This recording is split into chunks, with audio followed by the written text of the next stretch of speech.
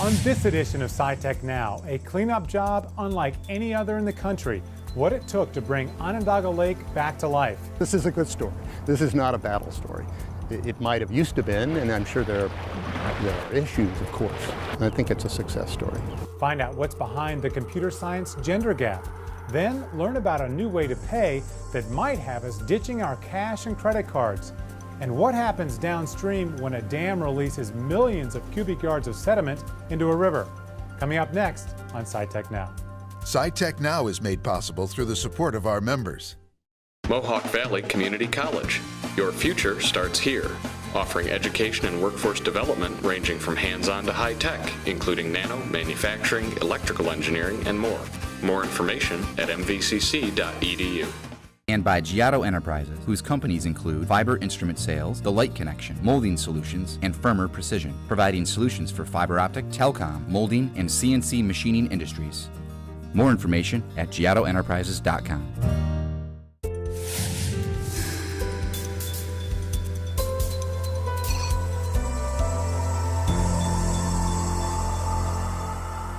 Hello, I'm Simon Perez and welcome to SciTech Now, our weekly program bringing you the latest in breakthroughs in science, technology, and innovation here in Central New York and across the country. And we start at Onondaga Lake, once called the most polluted lake in America. People were warned not to swim or fish in the lake because of unsafe levels of mercury and sewage. Fast forward to today, and plans are in the works to build a public beach on the north end of the lake. WCNY talked to some of the people responsible for the cleanup about what's behind this successful comeback. And so it's really an exciting time for us right now on Onondaga Lake. A lot of progress has been made, and the community is really talking about what we're going to do with a clean Onondaga Lake. You know, when I started this project back 13 years ago, I'd be out talking to my neighbors and that kind of thing, and they would say, "What are you doing working on Onondaga Lake? You know, it's never going to get cleaned up in our lifetime." But it is being cleaned up, and the progress is significant. Originally, we were a kind of a peanut butter and jelly operation with just come out here on bicycles or our own cars. And gradually, as the cleanup began, which occurred many years after we started sampling, we began some funding with Environmental Protection Agency and then, of course, with Honeywell as they were charged with the cleanup. There are two pieces of equipment doing capping using different techniques. This one over here is the hydraulic capper. So it's taking the cap material out of these scows and it's placing it in the bottom of the lake. And on the end of the bucket of that excavator, there's a GPS system that identifies exactly where he's at and tells him exactly how deep he's got to place that material. And it's all fed into a centralized computer system.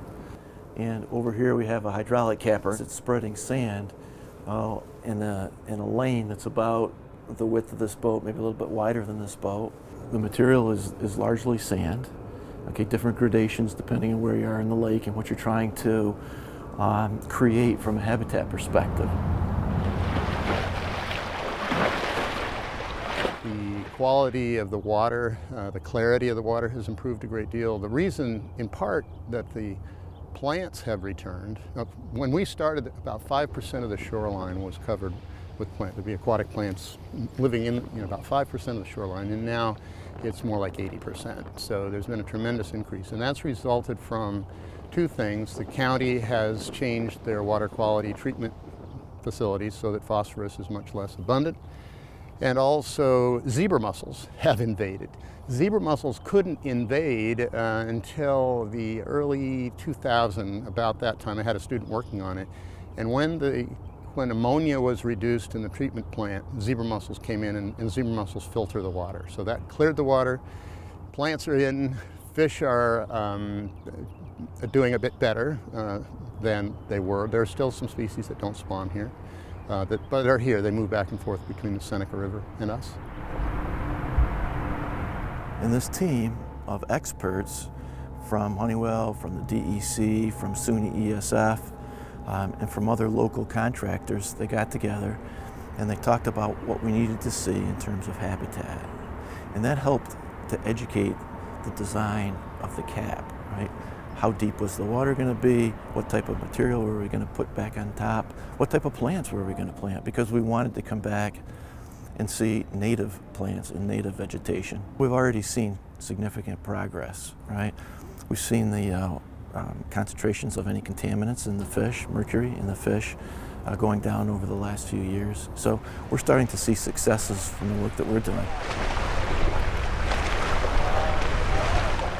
It's pretty sophisticated. If you dredge something, you then want to have the lake wind up at the same level.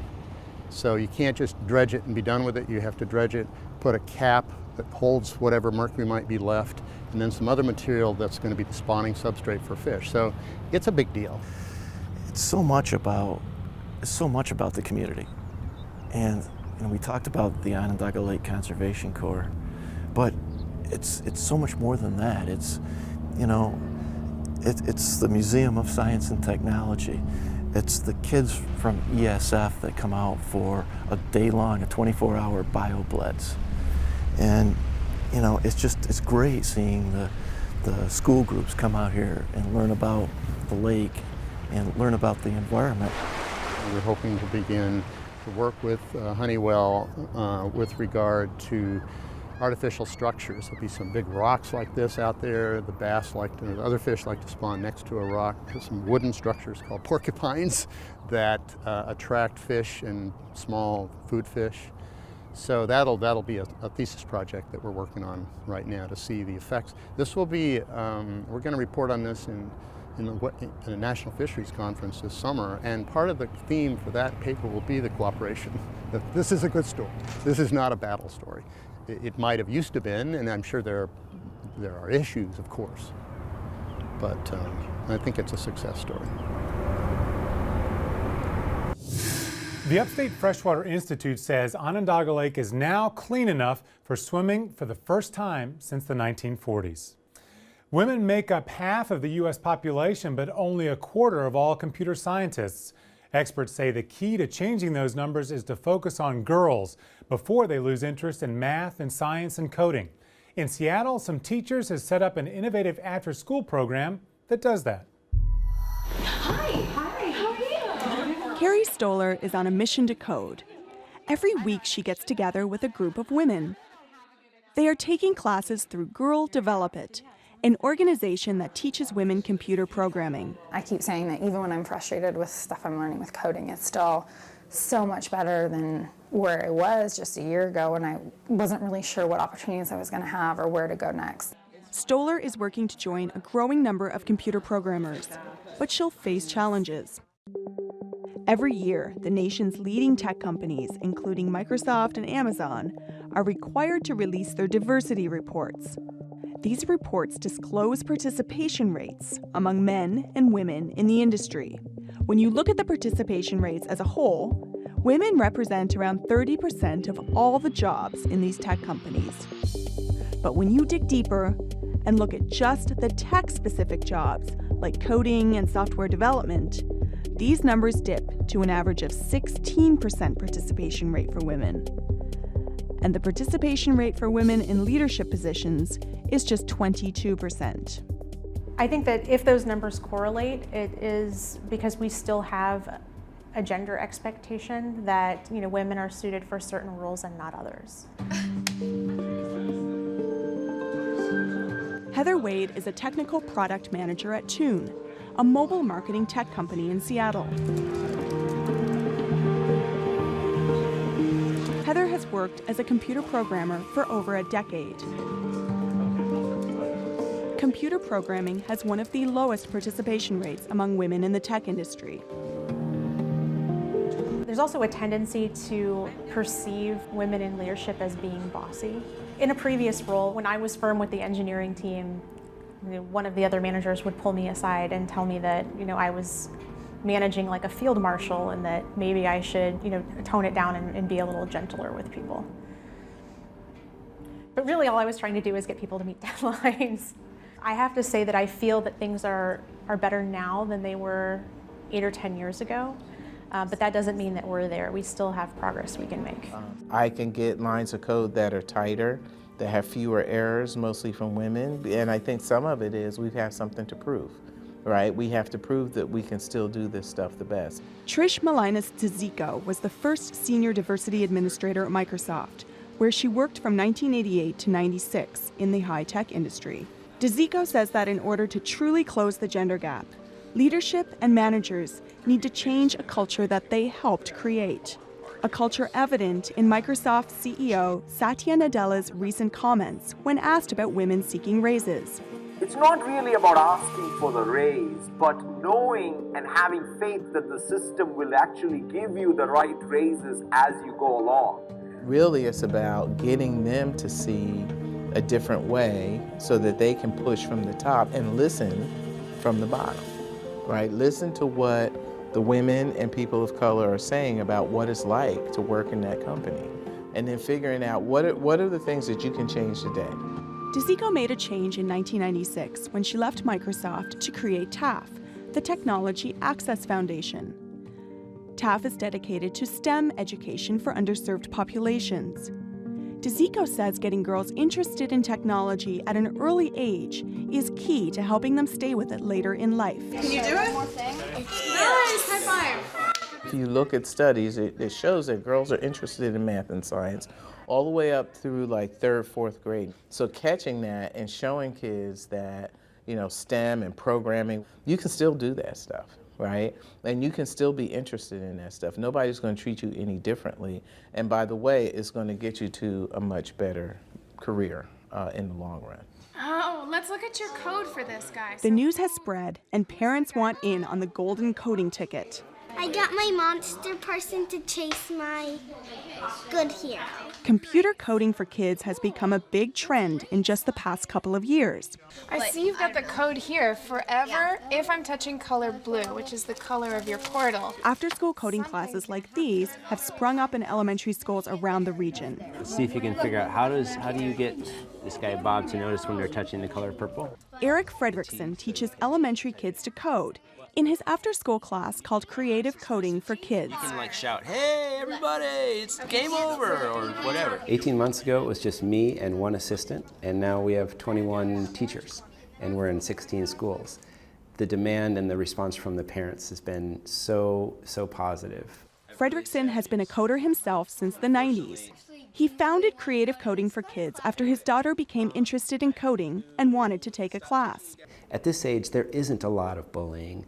At this age, boys and girls aren't out to prove anything to each other quite as much. It's a much more comfortable and supportive environment, which is why it's so important to start them young. This code right here, to teleport, doesn't work unless I press W. I feel like I just fit in with the guys because I'm doing something with a whole room of them, but they're making me feel so welcome in that, like, I'm not just a girl doing coding that's different from everyone else. They're making me feel like I'm part of a family.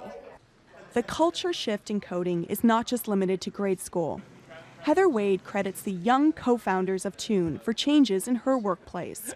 I think that, you know, having new blood in the industry is what's going to change the game. They don't have a lot of the perceptions that, you know, people 10 or 20 years older than them would have. So when they address women in the workplace, they're addressing them as equals. And I think that that does drip down through the ranks. How do I get people at every part of the company, particularly for these larger companies, to really move the ball, to really make the change? I think that some companies are starting to see that, but they also have to be willing to move people or remove people who are in authority who are not willing to go along with the plan. A recent list of the top 10 best jobs for women in 2015 showed half of them required science and math skills. The job search website CareerCast listed actuary, biomedical engineer, and statistician as among the careers women should seek. Cash, credit, or crypto? It's the new way of buying stuff. SciTech Now's Hari Srinivasan spoke with a cryptocurrency expert who says digital spending may well be how all of us pay for stuff in the future. People kind of heard about Bitcoin, but 300 different currencies, that seems even more confusing. Well, and there's even more than that, actually. The problem is that I would say if there's 300 or 500, whatever the number is, 295 of them are useless. And I don't mean that, no offense to other altcoins, but most of them are never going to achieve any kind of critical mass. Bitcoin is far and away the largest, then you have a couple of others, and you really will probably end up having a world of maybe a handful, maybe only one, but you will have a couple of different digital currencies. Most of them are never going to, like I said, they're never going to really achieve anything. They're kind of almost like vanity projects. And so just to clarify for our audience, this isn't just the sort of Apple Pay or the Samsung Pay. I mean, there's an underlying technological difference here. We're not talking about a new way to use your credit card. We're talking about not using credit cards at all. This is a completely different system. I mean, Apple Pay, which I haven't used it myself, but everything I hear, it's a very good system. Even something like M-Pesa down in Kenya, credit cards, any of these mobile payments, they are basically electronic products built on top of the old financial system. Whereas Bitcoin is a complete break from that. It is its own system. It is literally software. It's literally a protocol. Allows two people, you and I say, to send value between each other. It runs on computers. So it's a peer-to-peer system. It is maintained by the network of computers, so it has no central party running it. So there's no bank running it. There's no government running it. That is sort of the real kink in it that makes it very different. So, okay, let's just go through a simple transaction. Let's say you're going to sell me a cup of coffee. The existing system that we have today, when I swipe my credit card and you give me the coffee and I walk away, what's happening versus if I was to do a Bitcoin transaction? On the surface, the two transactions seem almost identical. Okay, you walk into a corner store, you get your coffee, you swipe your card, you sign the slip, if you even sign the slip, and you walk out. Say the place took Bitcoin. You'd walk in, you would have your mobile app, you'd have your wallet on your phone, you would read their QR code, you would send it between them, about 10 seconds, same thing, you walk out. The difference is with the Bitcoin system, that transaction is going to go through the protocol. It's going to take about 10 minutes to be confirmed.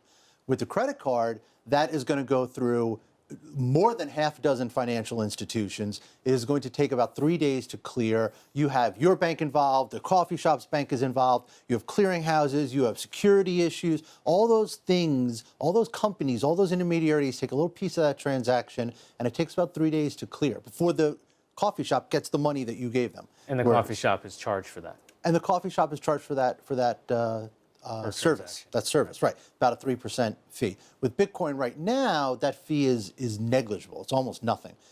People talk about in the future that might become higher as some of those back-end services get loaded in. But it's a cheaper, faster, more efficient digital system. Someone sitting at home is saying, I'm willing to deal with that 2 to 3 day wait if I'm a vendor, because at least I know that there's a bank looking out for me. And I know that someone's checking Hari's credit, making sure that he can pay for this, right? So what about that layer of security? Sure. In terms of whether or not you know the transaction is legitimate, what happens is every single transaction that is done through Bitcoin is put into what's called the blockchain. The blockchain is probably the key feature of Bitcoin. It is an open ledger. It is in the public realm. Anybody can look at it. Every single transaction is recorded in this open ledger so that everybody can see that this amount of Bitcoin were sent from this wallet to this wallet, so that there is no counterfeiting, there's no double spending, so that you know the transaction is legitimate. Has to be confirmed, and once it's in there, it is in there. Those Bitcoin cannot be spent by the same person. Again, you can do another transaction, obviously. Right. But do they know that I bought a cup of coffee from you? They know that your wallet spent the money. They don't know who you are. Your account is encrypted. Your identity is protected. Right. That's, in a world where identity theft is a big issue, that's something that is obviously advantageous. Your identity is protected, it is encrypted, but the transaction is in the public realm. Now, that might be one of the reasons that this is also the currency of choice for people buying things that they shouldn't be buying in the dark web, whether it's drugs, et cetera, right? Much like physical cash is the currency of choice for people buying things that they don't want to buy. Yes, the anonymity is an attractive feature, but it is not blanket anonymity. So where is the government in dealing with this reality that exists today? Not just about regulating Bitcoin now, but going forward in the future. Are there things that existing transaction systems, existing governments, treasury departments can learn from some of the advantages that you're pointing out about these cryptocurrencies? They're all trying to learn about it. At every level of government, you see that the regulators are very, very interested in this. They are taking it seriously. We're going to go down to DC. There are groups down there that are very interested that want to talk about it. The regulators are keenly aware of it. Up here in New York, you have Ben Lawsky, who is runs the Department of Financial Services. They're coming up with a BIT license. They want to regulate. They want any Bitcoin business in New York to have a license. So regulators everywhere, to different degrees, there are different points of it, but they are all interested in it. They want to know about it. They want to bring it in from the wild, if you want to put it that way, because there is an actual advantage to this. This is a very clean, efficient system. It's what we say. It is digital money for a digital age. And I think once people glean that, it becomes a very sort of clean thing. Oh yes, of course, it makes sense. I mean, you're going to see Apple Pay take off. People are going to say, oh yes, this makes sense. It is an easier way to do what I'm already doing, which is running half my life online. All right, Paul Vigna from the Wall Street Journal. Thanks so much. Yeah, happy to be here, Harry. But the supposed anonymity of cryptocurrency also attracts people who deal in things they shouldn't. The man who ran a notorious online market for drugs was sentenced to life in prison at the end of May. Construction crews in the state of Washington have torn down 2 hydroelectric dams. Now, you might think all the mud running downstream would have environmentalists upset. Quite the contrary. The first time Tom Rorda flew over the Elwha River 8 years ago, it was for work. He was taking land survey photos for the Bureau of Reclamation, photos that would be used to help guide the historic removal of 2 hydroelectric dams. Now he flies over the Elwha for a very different reason. It's my escape. I can leave the office and leave all the pressure of surveying and working and get in the airplane and fly for 20 minutes and just be totally relaxed. Over the last 3 years, while the dams were slowly dismantled, Rorda had one of the most unique perspectives. He's witnessed profound changes. A giant plume of sand and mud now extends from the mouth of the river. Until I started taking these pictures, no one had any idea how much sediment was coming down, how far it extended out into the strait. So far, about 3 million cubic yards of sediment, enough to fill more than 300,000 dump trucks, has been released from behind the dams. And that's only 16% of what's expected to be delivered downstream in the next 5 years. All that sediment has already reshaped the mouth of the Elwha, moving it north by about 300 feet and changing its depth by about 50 feet. Just 2 years ago, this area was covered with smooth stone cobbles. It's since been transformed into long stretches of sandy shoreline. Ready? Ann Schaefer studies the so-called nearshore area, where the Elwha's fresh water meets the saltwater tides.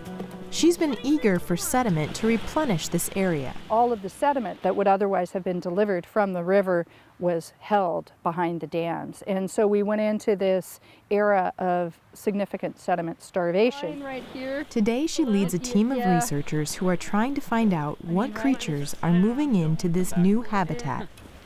This place is like Christmas. You know, every day you come out here, it's something new. These bags may hold evidence of new life. Back at the lab, the team will sift through the sand, searching for signs that tiny fish are using this area as spawning grounds. Quite lovely. Schaefer is hoping that species like sand lance and surf smelt will start to call this place home. These nearshore fish are a top food source for young salmon, and they're very particular about where they lay their eggs. They have a very fine-grained sediment that they require to lay their eggs on. And if you look around, you see that we're now completely surrounded by exactly the grain size that sand lance need to spawn. All this sediment is ideal for building nearshore habitat, but some wonder whether the water is too murky for returning salmon. Sediment can clog and irritate their gills and make it difficult to find food. But Schaefer isn't concerned. Salmon are brilliant. They have evolved over a millennia. So salmon can deal with it. If they're given a chance to acclimate to it, they will. Today the dams are completely gone. And as sediment continues to travel downstream, Tom Rorda will be there to photograph it. It's fun to watch it. There's still an awful lot of sediment up there. I think it's going to do this for the next 5 or 10 years. The U.S. Forest Service says fish can handle all the sediment in the water because it's similar to what happens when a volcano erupts or if there's a big flood. That's it for this edition of SciTech Now. For more information on science, technology, and innovation, visit our website at wcny.org/SciTechNow. And you can join the conversation on Facebook and Twitter. Next week on SciTech Now, find out what's inside those blue solar panels we see generating electricity all across central New York.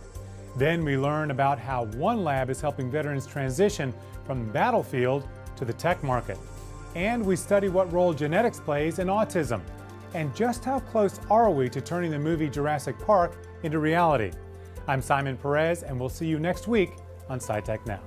SciTech Now is made possible through the support of our members. Mohawk Valley Community College. Your future starts here, offering education and workforce development ranging from hands-on to high-tech, including nano, manufacturing, electrical engineering, and more. More information at mvcc.edu. And by Giotto Enterprises, whose companies include Fiber Instrument Sales, The Light Connection, Molding Solutions, and Firmer Precision, providing solutions for fiber optic, telecom, molding, and CNC machining industries. More information at giottoenterprises.com.